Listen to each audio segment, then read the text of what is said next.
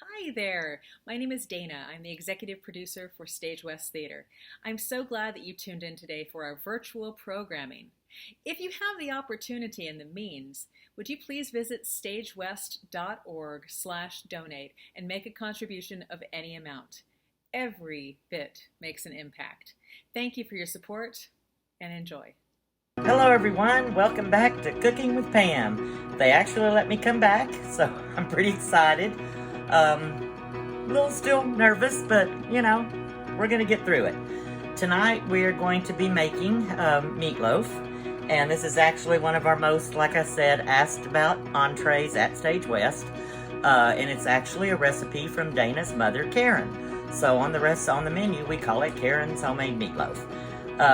I know we all probably grew up, and if you were in the South for sure, with meatloaf recipes, and this one is so easy. I'm sure she had other meatloaf recipes, like my mom had many, but this one is really, really good, easy, quick, fast, and delicious.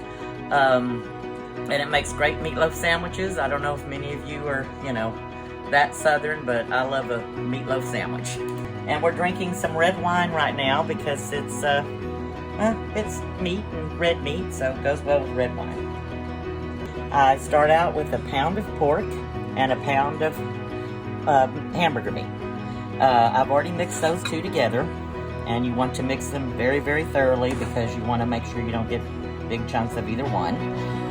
You have a can of Rotel, 1 egg, Meatloaf Seasoning, which I prefer McCormick. So did Karen, but this was her next choice, and it's if you open them both, you'll see a difference, although this is very good too, and it's certainly not going to ruin this meatloaf for any reason. I love Kroger. So I've already mixed this up. I use sourdough bread, but you could really use, if you didn't have sourdough, it'd be fine to use something else. This is, I believe it was 3 pieces. It could be, you could put more, you could put less. The bread and the egg definitely help hold it together, so you do need some form of bread. You could probably also do it with gluten-free bread. That would probably work too. We have our meatloaf seasoning, which we'll just put into this separate bowl here. You can just put everything into the meat. I kind of like to, I had my magic can opener that takes the lid off. Put that in there, and then you're gonna have your 1 egg. We're gonna mix this up.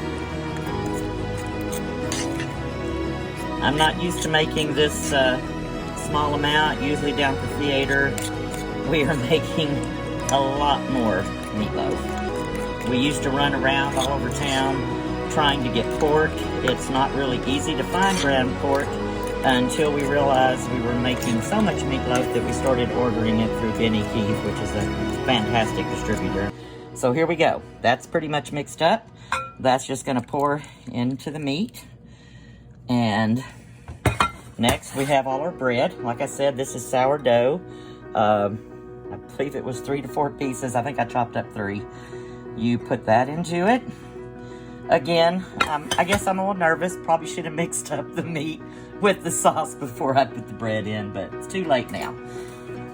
Of course, I can't wait. I miss everyone that comes into the theater and everyone at Stage West so much. We can't wait. I can't wait to get back and just be greeting people and saying hello and serving them dinner and knowing they're going to go in and watch a fabulous show put on by one of the best professional theaters in the region. We don't know what's, when that's going to happen. Everything's, up in the air. We have a fantastic board of directors who support us and work so hard, of course, along with all of our team and Dana and Mark and everyone up there. So like I said, I wish I could just say when the next show's gonna start, but we're not sure of that either. We haven't even gone out and got a haircut yet. We have 7 people, just to let y'all know, we have 7 people in the house quarantining right now. So that's quite a lot. We do a lot of cooking. And I think at first we were kind of sticking to a lot of our recipes that we're used to, and now we're tired of that. We're branching out, trying to make some new and different things, which has been fun. make sure you get it mixed really well. I will say you do not need to add any salt and pepper to this recipe. It's hard for me to believe the first time I made it, but it is true. I think it's the seasoning does a really nice job. And then the little kick of the Rotel. And that's really it, besides the cooking. When we serve it in the restaurant, Arturo does make a lovely topping that he's made for it. I'm not making that tonight, but it's fresh tomatoes and other things, and it's good. And a little sauce. But this is the regular just meatloaf recipe that we make at home, it is Karen's recipe, and it is fantastic. All right, another thing I like to do is when you're putting your meatloaf in, you want to be sure that you do not have it humped up in the middle at all. It's real important to make a little divot down the middle when you're trying to serve and get as much even orders out of it as possible. Like we do at the theater, we try to do a dent in the middle so it comes out more flat than like your traditional humped in the middle meatloaf. All right, now we're going to be putting it again in the oven. And I think I forgot totally last week how long you need to cook the quiche. It was 350 at about, I'd say, 40 minutes. The meatloaf is about the same thing. I haven't cooked the small of a meatloaf in a while, so I'm gonna leave it in there, and I definitely will do the thermometer with it because it's got pork in it. And ever since I took microbiology, I'm afraid of pork. I love it, but we make sure we use a thermometer when we cook really any of our meat, pork and chicken for sure. I kind of tend to like my beef a little rare. Mandy and I like our steaks much rarer than most people in the house, but they're delicious. Let's have a toast, Mandy. We got it in the oven. And again, back to Stage West. I can't wait to see everyone walk in that door. I know it's going to be a little ways down the road. Like I said, we don't have an exact date on anything ourselves. We're just all, you know, keeping our fingers crossed and hoping hope everybody's staying safe also. Hope everybody's staying safe and putting on their mask. And I hope everyone had a great Mother's Day. I had a great one. I got like lots and lots of cool stuff for gardening, which I love to do. For Mother's Day, Mandy got me this most awesome hose. I don't know if you know the brand of it, Mandy, because it had its own little bucket, and I just can't describe it. It's really cool. And elephant watering can, and just all kinds of cool stuff. An awesome lantern. It was fun. I hope everyone else had a good Mother's Day. The saddest part of it was not seeing you, Mom. She's safe in Weatherford with her husband and my brother and my grandson's there. We're gonna let this cook, and then we'll come back to it when it comes out to show you hopefully how beautiful it is. Thanks, bye. Welcome back.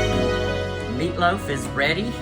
We cooked it to 180. I think it probably would have been okay at 170, but I really like to make sure my pork is cooked. It will shrink away from the pan a little, which is normal.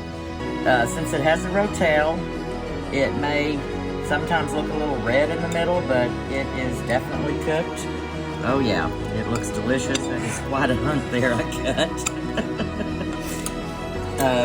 It's been sitting out for about 10 minutes, so I'm sure it's going to be delicious. I know it will. I've been making it for a lot of years, but I'm pretty sure that's it. Next week, we'll probably try to do a soup out of the soup cookbook. Thank y'all for joining.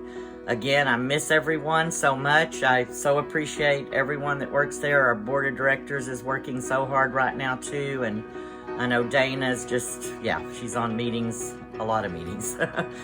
Oh, let's see. I thought I had one more thing, and I probably have a million more. So I'll sign off and hope I see y'all next week. It's been fun, and Mandy and I are going to eat some meatloaf. We were going to take a shot of tequila, but we'll probably just dig into the meatloaf, and that'll be it. Thank y'all for watching, and love everyone. Bye. Hey, this is Dana Schultes, executive producer for Stage West Theater. I hope that you enjoyed our programming today. If it is something that you can do, please consider giving a gift anywhere from $1 to $1 million, whatever is comfortable for you. You will be helping to keep Stage West healthy. And don't forget, during 2020, all gifts up to $300 are eligible to be deducted from your taxes. So take advantage. Thank you again for joining us. I hope you have a great day.